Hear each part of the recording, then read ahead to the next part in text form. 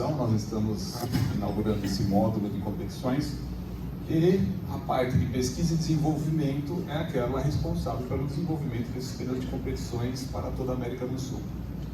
Então, é um prazer recebê-los aqui. Vou contar brevemente um pouquinho a respeito de competições dentro da nossa área de pesquisa e desenvolvimento e alguns detalhes a mais. Bom, por quê?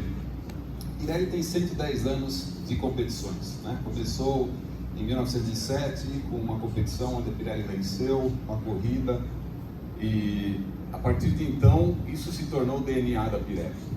Mesmo dentro da Pirelli Brasil, nós temos dificuldade de dizer quando começou competições. Porque antes dos pneus slick, os pneus que foram desenvolvidos em 1979 para estocar, antes desses pneus slick, nós já produzimos aqui o tal do pneu CN36 5 estrelas. Qual você correu com esse pneu CN36 5 estrelas? E a gente fazia o quê? Raspava o pneu para conseguir correr. Dava uma raspada, diminuía a quantidade de borracha para conseguir correr. Então, a história da Pirelli é a de competições. Hoje, para vocês terem uma ideia o quanto é importante competições dentro da Pirelli, na fábrica de Merlo, que é uma fábrica pequena na Argentina, na província de Buenos Aires, nós também produzimos lá pneus de competições, só para vocês terem uma ideia o quanto isso é importante. Então faz parte do nosso DNA, é algo do nosso dia a dia, está dentro e faz parte da Pirelli.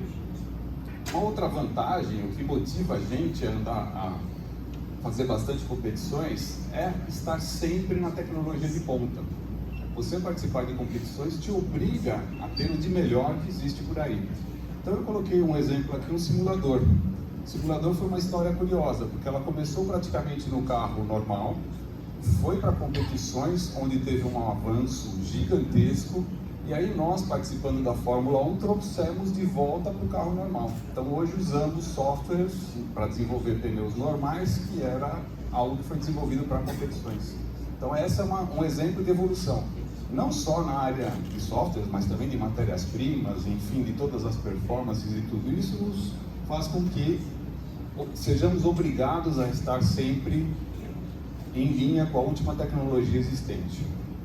Outro ponto interessante é motivacional. A equipe gosta de competições, a equipe se motiva, a equipe se junta, a equipe trabalha junto, a equipe vai. Então isso é muito bonito de ver, ou seja, motivar as pessoas, fazer com que as pessoas sigam um propósito, e o propósito que é competições. Fora o fato de que contribui com a nossa imagem de marca. Não é raro termos uma presença nossa junto às competições, presenças interessantes de pessoas, justamente porque traz bastante imagem de marca aí. Isso nos atrai a competição. Para falar um pouco como acontece o desenvolvimento de pneus de competição, não pretendo entrar em todos os detalhes, não, mas acontece uma prospecção da categoria, muitas vezes a categoria nos procura, ou nós vamos atrás de uma categoria, entendemos o que é em termos de potência do veículo, que pista que vai andar, que velocidade que vai exercer, que potência tem aquele motor, enfim, todos os detalhes técnicos, entendemos, passamos a fazer um estudo do pneu, a partir do estudo do pneu fazemos uma especificação virtual para ir para simulações. Então, antes do pneu nascer para a pista, já estar debaixo do carro, fazemos simulações. A partir dali, validamos, produzimos o protótipo já na fábrica, fazemos testes primeiro de fadiga, de resistência do pneu, nos nossos laboratórios indoor, que também ficam em Santo André, e a partir de então, o melhor lugar para se desenvolver é na pista. Vamos para a pista com os primeiros protótipos para fazer um desenvolvimento. Às vezes fica aquela curiosidade, quanto tempo demora isso? Depende muito da categoria. Já teve categorias que foram desenvolvidas em 2 meses. Porque é algo também a casa em que a montadora está por detrás e ela acaba auxiliando, favorecendo para que isso aconteça rapidamente. Mas pode ser que existem categorias que demoram um pouco mais. Então é algo muito rápido, como rápida é as competições. E aqui eu trouxe um exemplo de simulação. Esse daqui é um simples exemplo de simulação. Vou tentar dizer aqui que essa parte aqui da direita superior é praticamente a área de contato do pneu com o solo, com um pequeno artifício que nós fazemos. E a parte de baixo é quando está fazendo curva, ou seja, como muda essa área de contato do pneu com o solo a partir do momento que tem a curva. Então fazemos uma análise desse tipo de simulações para justamente entender nas várias situações de pressão, várias situações de curva, de aceleração lateral, várias situações de carga. Muitas vezes a gente imagina, mas carga? O veículo tem uma carga só. É o peso do veículo e o peso do piloto. Mas não, a carga é variável, porque existe a parte aerodinâmica. A parte aerodinâmica aumenta a carga, diminui a carga, vocês sabem muito bem. Então, o pneu precisa ser projetado para suportar todas essas situações aí.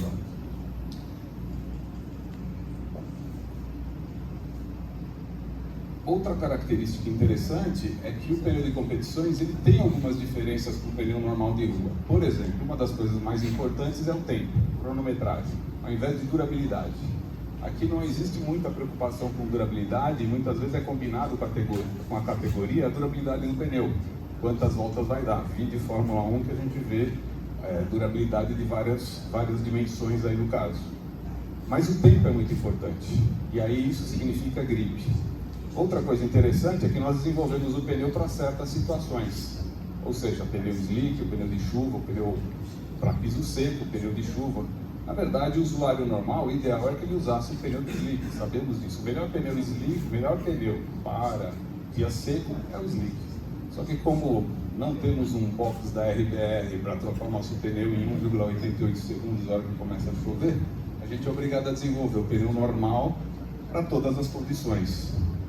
Então acabamos fazendo um pneu que não consegue ir tão bem na pista, acaba sendo um pneu diferente. Mas na pista conseguimos otimizar a performance para chuva ou para o seco. Também em termos de clima. Normalmente o pneu ele é desenvolvido a um range de temperaturas, por uma temperatura que pode variar desde o clima frio a um clima mais quente. Enquanto que pneus de competição não, nós desenvolvemos o pneu para ter melhor grip numa temperatura alta. Isso faz com que se obtenha a melhor condição, a melhor situação. É lógico, para isso é preciso aquecer o pneu durante a competição e tudo mais. Outra característica é que é muito importante o peso do pneu. Leve, o pneu tem que ser leve, o pneu tem que ser...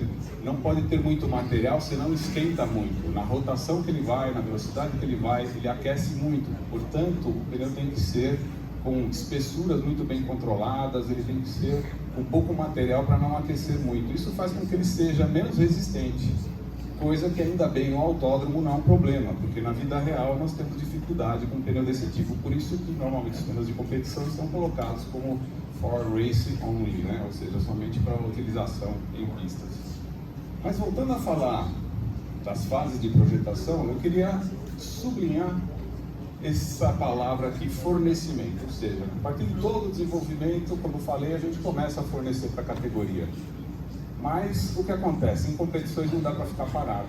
O fornecimento, muitas vezes, numa montadora, num carro de linha que sai por aí, eles até pedem para congelar a especificação. Ok, você homologou, gostei desse pneu, esse é o compromisso que eu quero do pneu, congela a especificação. E aí, enquanto o modelo do veículo está vigente, não podemos alterar a especificação. Mas em competições é diferente, não dá para ficar parado. Por quê? Porque existe uma evolução natural, seja do produto, seja dos compostos, seja do próprio veículo. E muitas vezes essa evolução do veículo não é só motorização, como falei, pode ser uma asa, como pode ser também uma mudança da pista, por que não? Ou seja, competições não pode ficar parado. É necessário uma análise contínua, é necessário Nós fazemos para isso relatórios em pista, o pessoal de pista está aqui hoje nos acompanhando, inclusive, onde eles anotam tudo, fazemos um comitê interno onde analisamos os dados de pista, onde discutimos os problemas, discutimos as prováveis inovações que podemos colocar. Tudo isso é feito a todo momento no segmento de competições, ou seja, não se pode parar no tempo, esse que é o detalhe principal. E isso acabou motivando esse nosso módulo de competições, ou seja, o módulo de competições que nós estamos inaugurando hoje, ele aumenta a nossa capacidade de pneus produzidos para competições, ele traz um processo que é melhor, ele traz um processo que é um step a mais em relação ao processo que tínhamos antes. E por isso foi necessário refazer alguns testes em algumas categorias. Por exemplo, a emenda da banda de rodagem é um processo diferente. Por exemplo, a aplicação de um dos reforços, hoje ele é feito de forma espiralada. Então são melhorias de processo que nós fizemos porque as categorias evoluíram e era necessário fazer essa evolução.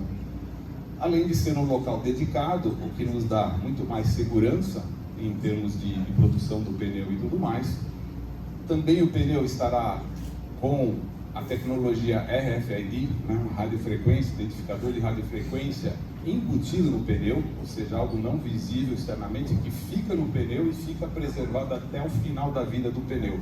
Inclusive, se o pneu estourar na pista, quando ele volta ali somente com um pedaço dele preso no aro, em teoria ele vai voltar com o nosso RFID para justamente entendermos o que aconteceu com o pneu, termos a rastreabilidade do que foi e conseguirmos entender, nos ajudar muito mais a entender problemas que possam ter acontecido.